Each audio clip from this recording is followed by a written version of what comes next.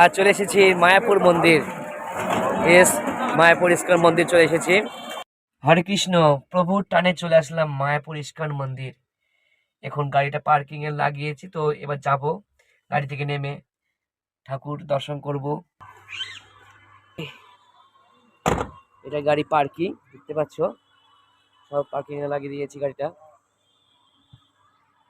এখন আমি একটু বাজারটা ঘুরে দেখছি। হরে কৃষ্ণ। ওয়াও, দারুণ, কত ভিড়, কত দূর দূরান্তের মানুষ এই মায়াপুর মন্দিরে এসেছেন দর্শনীতে, দর্শন করতে, ঠাকুর দর্শন, প্রভু দর্শন এসেছেন। দেখতে থাকুন।